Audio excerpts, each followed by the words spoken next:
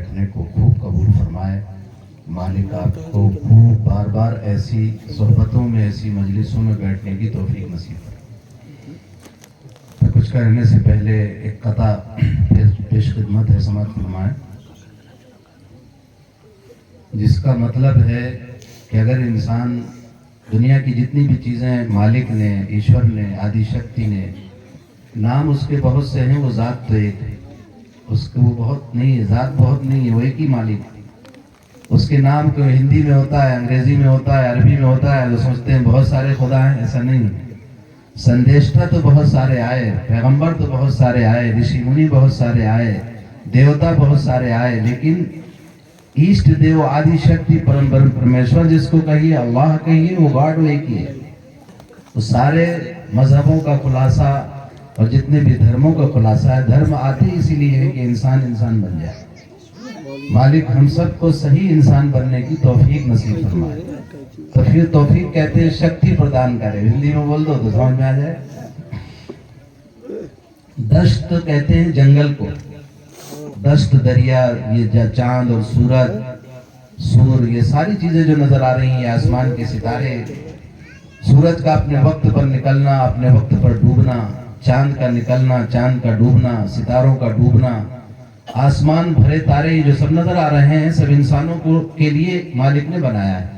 اور اس انسان کو جو سرو سریشٹ پرانی ہے، جو تمام 18,000 مخلوقات، یعنی اللہ نے 18,000 بڑے بڑے پرانیوں کو پیدا کیا، جو مخلوق جس کو کہتے ہیں، ان میں سب سے سرو سریشٹ اور افضل مخلوقات جس کو کہتے ہیں وہ انسان مانو.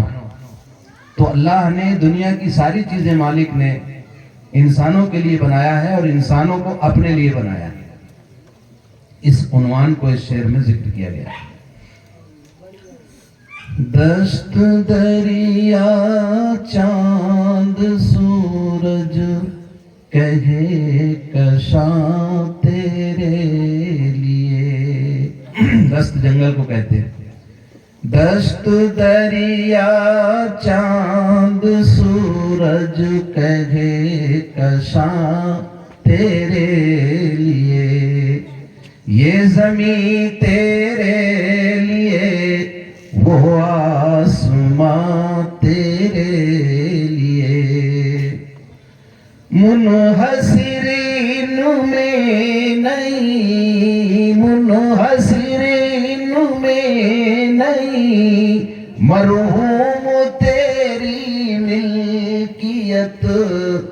تو اگر اس کے لیے سارا جہاں تیرے لیے، تو اگر اس کے لیے سارا جہاں تیرے لیے. دشت دریا چاند سورج کہے کشاں تیرے لیے. کہکشاں ستاروں کو کہتے ہیں، اردو بھاشا ہے کہکشاں ستارے. دشت دریا چاند سورج کہے کشاں تیرے لیے. تو اگر اس کے لیے سارا جہاں تیرے لیے. یہ تو ہو گئی حمد. حمد کہتے ہیں ان اشعار کو، ان دوہوں کو جس میں ایشور کی بڑائی، مالک کی بڑائی بیان کی جائے. اور نعت کہتے ہیں جس میں پرافٹ محمد صاحب کی بڑائی کو، ان کے گڑوں کو بیان کیا جاتا ہے، اس کو نعت کہتے ہیں. نعت بھی اردو کا لفظ ہے. تو پہلا حق تو مالک کا ہے، ایشور کا ہے، جو سارے جہان کا پیدا کرنے والا ہے، خالق اور مالک ہے. تو پہلے ترتیب سے پہلے اس کی بڑائی، اس کے بعد اس کے بھیجے ہوئے سندیشوں کا ذکر ہوتا ہے. تو جو کلمہ پڑھتے ہیں، چونکہ مسلمان بھائی ہیں، خاص طور پر مکتب کا جلسہ ہے، اور ہمارے برادران وطن، ہمارے بھائی پڑوسی سارے لوگ بیٹھے ہیں. ہم تو اللہ کا شکر ہے اس مالک کا، بڑے بڑے جلسوں میں کہتے ہیں کہ ہمارا گاؤں مسلم تو بہت کم لوگ رہتے ہیں. تو ہم سے ایک صاحب نے کہا کہ آپ لوگ کیسے رہتے ہیں وہاں؟ میں نے کہا ہم ایسے رہتے ہیں جیسے تم بھی نہیں رہتے ہو. ہمارا گاؤں قابل مبارکباد ہے. اتنا بڑا گاؤں کبھی ہمارے دل میں فیل ہی نہیں ہوا کبھی ہوتا ہے کیا؟ ہم نے کہا ہمارے ساتھ چلو، گاؤں کے ہر دہلیز پر ہمارا ننیال بھی ہے، وہ گاؤں بھی ہے، ہر ایک ہمارے ماموں ہے، نانا ہے، جس کے گھر میں گھس جاؤ وہیں چائے ملے گی، وہیں دودھ ملے گا۔ اور ہمارے کھنڈوا کے مہمان یہاں آ چکے ہیں، ایک سیٹ تھے، صغیر سیٹ، انتقال ہو گیا ان کا۔ ہمارے دوست عامر سنگھ زندہ تھے اس وقت، منا ہمارے ساتھ پڑھتے تھے، تو ان کے گھر گئے، اور اس کے بعد پھر ہمارے بابا امید سنگھ صاحب کے پاس، ان کے پاس گئے، سب جگہ ان کو اتنا، تو وہ کھنڈوا میں چرچا کیا کرتے تھے، ارے ہاشم بھائی کا گاؤں تو بہت بڑھیا گاؤں ہے یار، بتاؤ۔ یہ تو کچھ جو ہے، کچھ سوارتھی لوگوں نے یہ تفریق پیدا کی ہے سیاست کی وجہ سے، اپنی کرسی چمکانے کے لیے اور اپنی حکومت کو اور اپنے ووٹ بینک جمع کرنے کے لیے۔ مسلم نیتا کھڑے ہو گئے، انہوں نے مسلمانوں کے فالتو باتیں کی، ہندو نیتا کھڑے ہو گئے، ہندو مسلم کی باتیں کرتے ہیں اپنے فائدے کے لیے۔ ورنہ میرے بھائیوں، بزرگوں، دوستوں، یہ دنیا کے اندر جتنے بھی انسان ہیں سب ایک ماں باپ کی اولاد ہیں، کسی کا باپ الگ نہیں ہے۔ آپ چلتے جائیں گے تو سب ایک ہی خون۔ کوئی بتا دے ہم کو کہ اس کا پوزیٹیو، اس کا نیگیٹیو بغیر چیک کیے ہوئے، کچھ نہیں ہے۔ سب کو بس یہ ہے کہ اپنے مالک کا خوف اس کے دل میں آ جائے تو بس لوگ اور یہ جو لالچ، یہ دنیا کی یہ ساری چیزیں، چاہے وہ ستا کی لالچ ہو، چاہے مال کی لالچ ہو، چاہے عزت کی لالچ ہو، یہ ساری لالچیں انسان کو بھرمت کرتا ہے اور غلط راستے پر اس کو ڈال دیتا ہے۔ پھر اگر اس کو لالچ پڑ گئی حکومت حاصل کرنے کی، تو چاہے لاشوں پہ حکومت کرنا پڑے، اس کے لیے کچھ نہیں ہے، اس کے لیے ایسا ہے جیسے چیٹی مر گئے۔ میرے بھائیو، بزرگوں، دوستوں، لیکن جس کے دل میں انسانیت کا درد ہے، وہ انسان کے دکھی ہونے میں، ایک چیٹی کے مرنے میں اس کو دکھ ہوتا ہے، تو انسان کے مرنے میں دکھ کیوں نہ ہوگا؟ اس لیے ایسی سنسکرتی پروگرام اور ایسے جو ہے پہلے سماج سدھار کے پروگرام ہوتے رہتے تھے، لیکن اب کہاں ہو رہے ہیں؟ اب تو یہ بھی مقابلے کے لیے ہو رہا ہے۔ تم نے کتنے ڈی جے لگائے تھے؟ اچھا محرم میں اتنے ڈی جے، آنے دو، تم رام نومی میں اتنے ڈی جے لگائیں گے۔ تمہاری نیت ہی خراب ہے، نہ تم کو کچھ ملا نہ ان کو کچھ ملا، تمہاری نیت ہی گڑبڑ ہے۔ تم ایک دوسرے سے دنیا کے اعتبار سے دکھاوا اور چڑھانا، یہ چڑھانے کے مذہب چڑھانے کے لیے کسی کو، بالکل غلط بات ہے۔ ابھی ہمارا ایک پروگرام تھا کھڑکیاں ایک جگہ کھنڈوا کے پاس، تو لوگ محمد صاحب، پرافٹ محمد صاحب کے جنم دن پر ڈھول تاشے ڈی جے سب بجاتے ہیں۔ ہمارا وہاں تعلق ہے، لوگوں نے سمجھا، کہنے لگے حضرت ہم کچھ اچھا پروگرام کرنا چاہیں، کرو، کیا کرنا چاہتے ہیں؟ کہنا ہم نے ہردہ کلیکٹر کو بلایا ہے، ایس ڈی ایم صاحب کو بھی بلایا ہے، C M O, H M O سب کو بلایا ہے، ہم چاہ رہے ہیں کہ ہمارے نوجوان محمد صاحب کے جنم دن پر بلڈ ڈونیٹ کریں۔ میں نے کہا بہت اچھا، بہت خوب۔ ہم اس میں خصوصی گیسٹ کے حیثیت سے پہنچے، سارے افیسران، یعنی ہم مولانا لوگوں کی باتیں 1 گھنٹے تک سنتے رہے، وہ لوگ 10 منٹ بھی نہیں رکتے کہیں، لیکن کام اتنا پیارا تھا۔ 101 بچوں نے بلڈ ڈونیٹ کیا کہ انسانیت کے کام ہمارا یہ خون آ جائے۔ آج کے محمد صاحب کے، پروفٹ محمد صلی اللہ علیہ وسلم کے جنم دن پر آج ہم اس چیز کو پیش کر رہے ہیں۔ یہ کام سب کرنے کے ہیں، لیکن آج ہم پیغمبروں کو، سندیشوں کو اپنی کرسی چمکانے کے ذریعہ بناتے ہیں۔ حقیقت میں محبت کرو، حقیقت میں۔ اس لیے آج بھی ہم تو کہتے ہیں کہ آج ہم سفر کرتے رہتے ہیں، ٹرینوں میں جاتے ہیں۔ مجھے تو آج تک، میں نماز پڑھتا ہوں، اکثر ٹائم ہو جاتا ہے نماز، تو میں 5-7 سال سے نماز پڑھ رہا ہوں۔ ہمارے چنکو بابا یادو زندہ تھے، اس وقت جب میں آتا تھا تو مجھے کہتے تھے بھکت پہلاد کیا کر رہے ہو، نماز پڑھ رہے ہو۔ یہ سب چیزیں تھیں، یعنی وہ خوشی۔ یہ اس کی چھت نہیں ڈلی تھی، تھوڑا تو کہہ رہے ہیں پنجابی بابا کیا بات ہے بھائی، تم ہم سے لے جاؤ، کیوں اس کو ادھوری کیوں پڑی، اس کو پوری کرو۔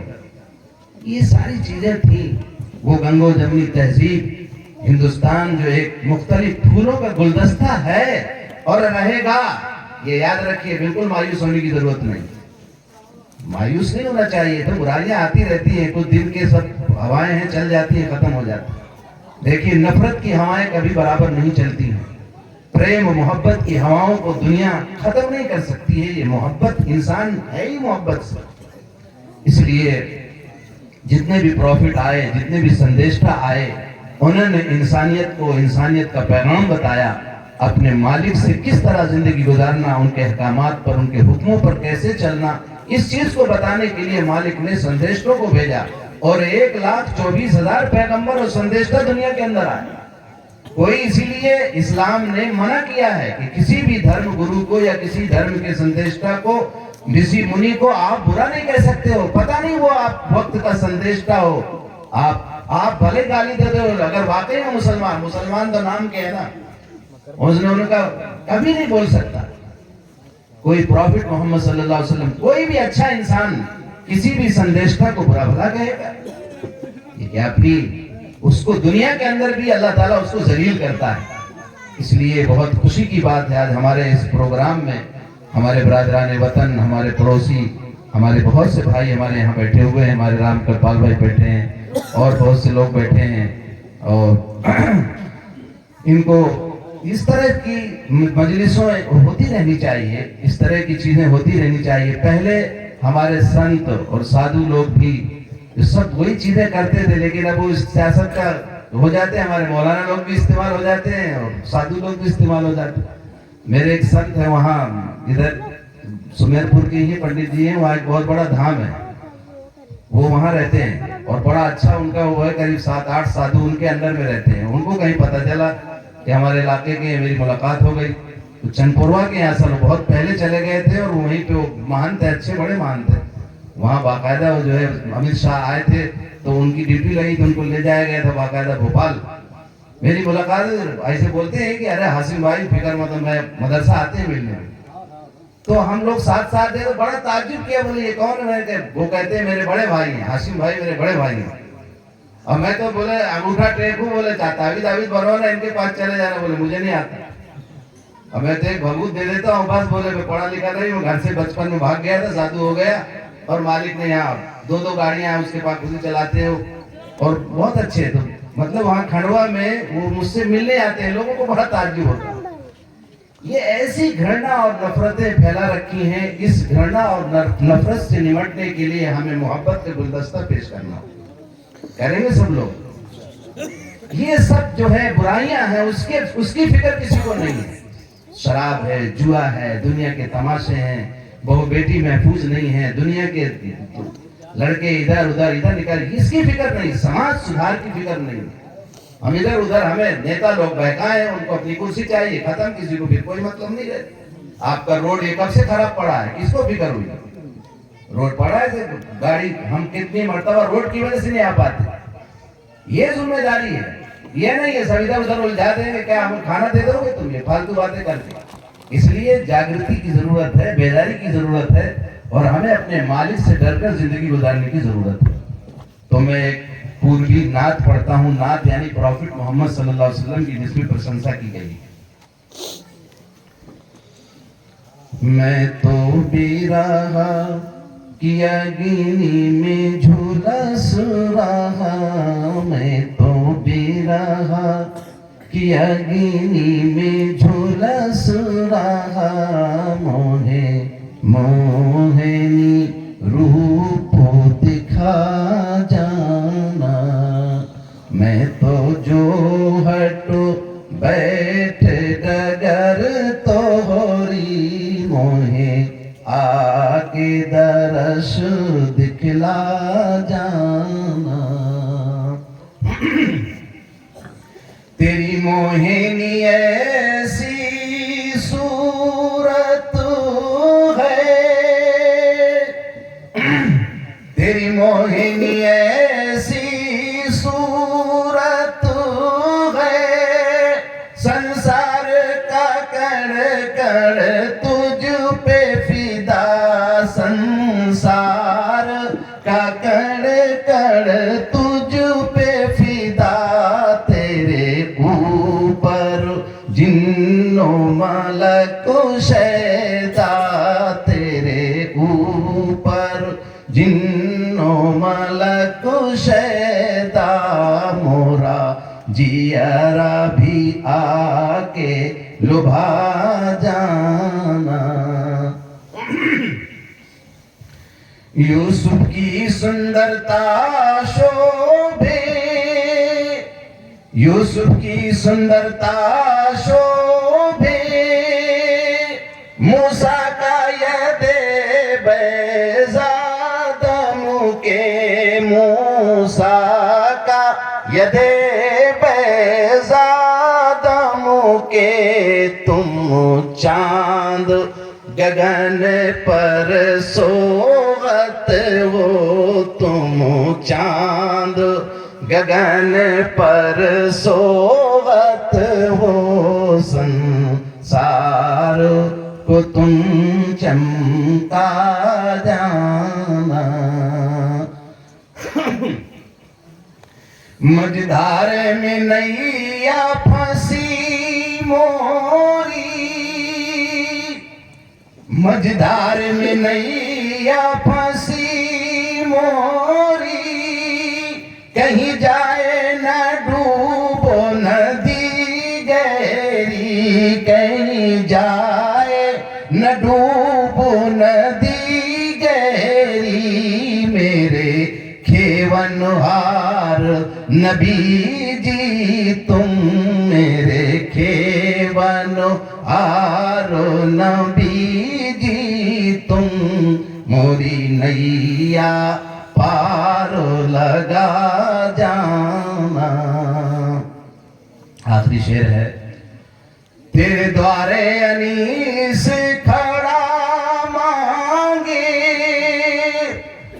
تیرے دوارے انیس کھڑا مانگے تیرا دست کرم ٹک ٹک تاکے تیرا دست کرم ٹک ٹک تاکے للہ موری جھولی بھر دے للہ موری جھولی بھر دے ذرا ہاتھ ادھر بھی بڑھا جانا میں تو بھی رہا کہ اگنی میں جھلس رہا موہنی